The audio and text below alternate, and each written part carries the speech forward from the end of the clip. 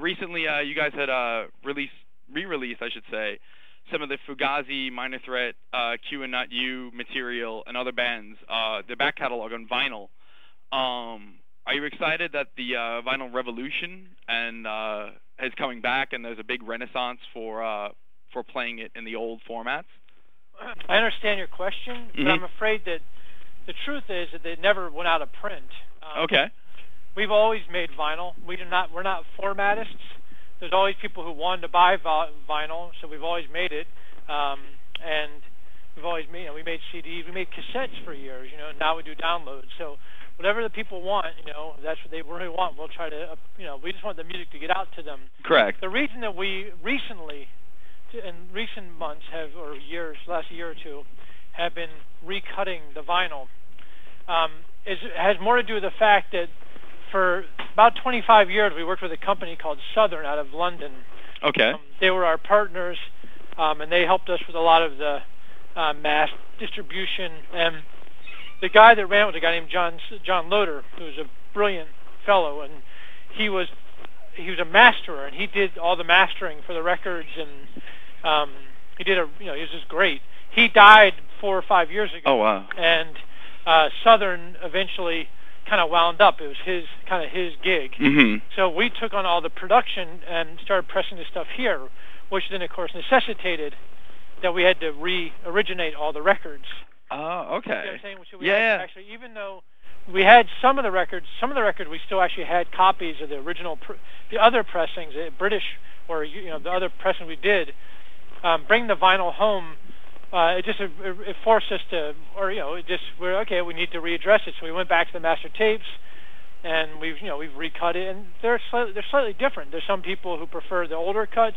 Right. There's some people who prefer the newer cuts. From my point of view, it's not really an issue either way. All I'm trying to do is make the music available. I'm not an audiophile.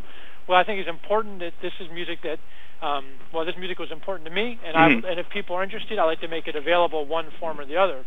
Now, more specifically about the vinyl, the fact that there is kind of a heightened interest in vinyl, of course I'm happy, because I have always listened to records, and it's much more interesting to me. I like selling records, but most importantly, it's more interesting to sell records than it is to sell downloads. Right. Selling downloads is a very detached procedure. I mean, you don't actually have anything to do with it. You just sit there, and then either you have a computer that tallies up how many downloads were on your particular site, or you receive a check from another site. Right. Which is a completely different experience than receiving boxes of records, sorting them, putting them on the wall, getting them in the wall, then getting orders, pulling the records, putting them in boxes.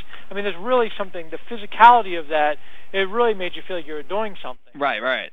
So it's, as long as people are interested in that kind of stuff, I'm really happy. And of course, I think vinyl I like vinyl if only because there's two sides. I mean, CDs, one of the real problems with CDs is that, initially it was a benefit because you could put 70 minutes worth of music on it. But the problem was that people put 70 minutes worth of music on it, which is unlistenable. I mean, who listens to 70 minutes? Right, that's true. Very, very good point. And, vinyl, though, even if you had a 45-minute CD, you're still people aren't probably not going to listen to 45 minutes in a row. They might. But vinyl always had the benefit of having two sides. So we're talking about 20-minute bites. So you could listen to one side or the other side. If I had invented the CD player, I would have had a play button. I would have had two play buttons. The first play button would start at track 1. The second play button would have picked the middle point of the CD to begin. Oh, wow, that's a cool idea. Too late. CDs are gone. They're pretty much gone now. Yeah, but it would have made a huge psychological difference because they're really having... Because, I mean, there's so many records. Like, when you made vinyl records, you would think in terms of, like, how you want to begin the first side, how you want to end the first side. Right. The second side. So the sequence was really an art form. When you did CDs, you basically wanted to make sure that you had the songs that you thought were really relevant in the first 4 or 5 songs, because so often, if you have 15 tracks on the CD, people aren't going to get to track 14. Or if they do, they've kind of checked out on it at that point. Yeah, that's true. But you think about how many times you put a CD on, and have been enjoying it, and they say, oh, I got to cut out, and you turn it off, you're at track 4 or track 5. Mm-hmm. You know, think about it in your life, like how many times you didn't listen to an entire CD, but you didn't start on side 2, because there is no fucking side 2. Oh, you're skipping around mostly. It's like, oh, I want to get to this song instead of having the whole experience. Because I've always been about because I'm not a big fan of the music download whatsoever. I like the tangible idea of reading liner notes, cracking open the plastic that is the pain in the ass on the CD, and, you know, opening up the vinyl. Yeah, I understand. And being able to have that experience of listening through, as you said, like side A, side B, if I can. Right. I mean, I do too, but I have to say that, you know, earlier today I was speaking to a friend of mine about a very obscure recording that I had a cassette of that I've lost, and I was asking him if he had a copy of it, and he said, you know, the other day I found it online. Somebody just had it on a blog, and it's a better quality, and I think that is the fucking gift of the internet. Okay. I think it's amazing. I'm all for it. You know, I'm in the evens right now.